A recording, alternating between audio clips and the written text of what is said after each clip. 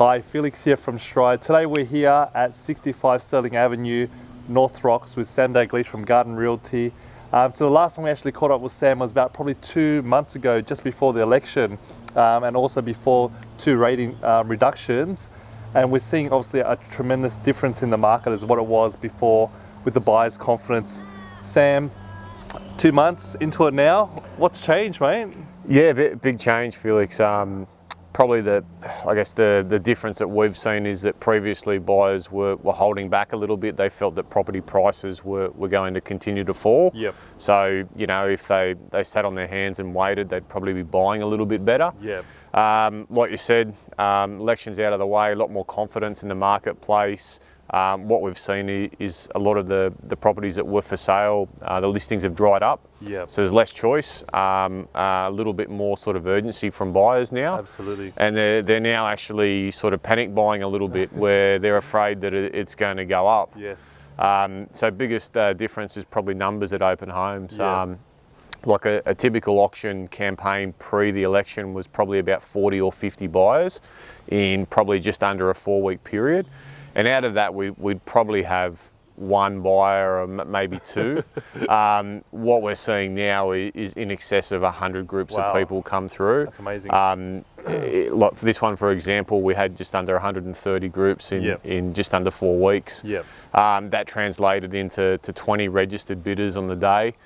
40 bids, and obviously as a result of that, the property sold above reserve. But yeah.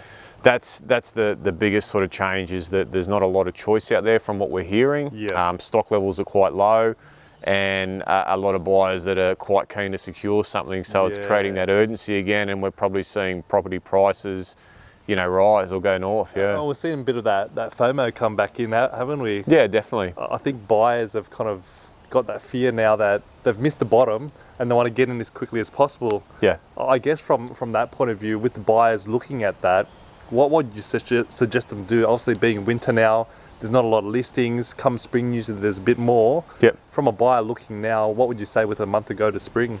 Yeah, look, traditionally the cooler months or over winter, there is a little bit less on the market, and a lot of potential sellers are gearing up to maybe launch in spring. So look, it'll be interesting to see what happens. It may just be a window at the moment where there's renewed confidence.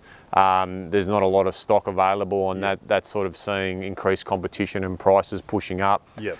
With more in the market, we might see that level out a little bit. Yeah. So yeah, it'll be interesting. I think a lot of homeowners put selling on hold when the market slowed because they weren't too impressed by the prices and what their place might be worth. So I think if there's still a desire for them to move, you might see them come to the market.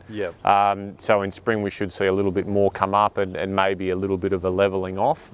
I think from a buying perspective, you've still got to get out there, and if you see something you like, you've still got to have a go at it. Absolutely. But with a view that, you know, it's not all lost. There will be more properties that come to market, maybe a little bit more choice. And, absolutely. So I'm exactly for that. You shouldn't just give up completely. You should still obviously keep your options open. Yep. You know, be out there looking at properties, and don't have that emotional impact that, oh mate, it's not worth considering because there's so many people looking at it too. It's all part of an education process, I guess. Doing your due diligence. So yeah, that's right. And I think whether it be, you know, just getting using a sale as like you look at a home, you see what it sells for, and then you compare it against one that you look at that's in the market a few weeks later, or you attend an auction and bid and maybe miss out, you're going to be better for the experience. Absolutely. So as disappointing as it is in those scenarios, you continue on, and you'll become better at it, and you will eventually secure something. So. And look, you had an amazing result with this property at 65 Sterling Ave. So obviously it sold for 1.192. Yep. How many people did you say you had coming through? So in the end, we were just under 130. Wow. So there was really good, consistent numbers every week. But so we're in North Rocks at the moment. We're probably it's a bit over sort of for people that don't know the area, it's about 25 k's out of the city. It's a small suburb. It is good family area, good schools. Absolutely. Access to Top 30 transport. schools, Yeah. so Not a lot for sale at any one time in the way of houses. So this one was walking distance to the public school. Some other recent results in the last few weeks have been very similar. I'm sure that other agents are seeing the same numbers come through their homes, and buyers competing on auction day. Just because they want to secure something. Yeah. So I think what we've gathered from here is you got to hold steadfast and stick to your game plan. Don't stop looking, but just don't let that emotional factor take you obviously to a point where you're feeling you need to just race in and do everything. I mean, obviously, from a selling agent, that's what you want. You want those emotions.